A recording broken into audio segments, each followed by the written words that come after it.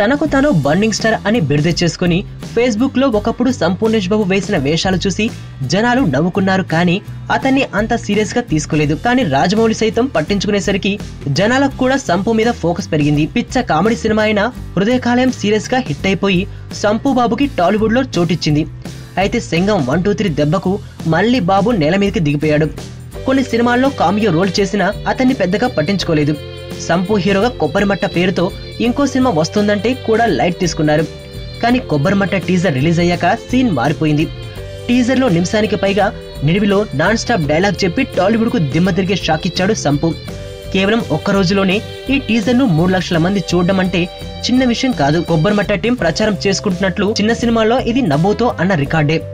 ఈ దెబ్బకు అందరూ సంపుని సీరియస్ గానే పట్టించుకుంటున్నారు. కొబ్బరిమట్ట సినిమా మీద ప్రత్యేకమైన ఆసక్తి ప్రదర్శిస్తున్నారు. ఈ ఊపు చూస్తే సినిమా మంచి క్రేజ్ మధ్య రిలీజ్ అయ్యేలా కనిపిస్తోంది. మంచి ఓపెనింగ్స్ కూడా వచ్చే అవకాశాలున్నాయి. మొన్నటిదాకా సినిమా మీద పెద్దగా ఆసక్తి చూపించిన బయ్యర్లు కూడా ఇప్పుడు కొబ్బరిమట్ట బిజినెస్ గురించి ఆరాలు తీస్తున్నారట.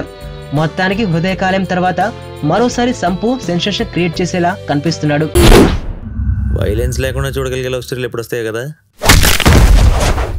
నీలో ఈ కోణం కూడా ఉందని నాకు తెలీదు. Adventure time. నిన్ను పెళ్లి చేసుకోవాలి. ఐశ్వర్య తెలివిగా చంపాలి.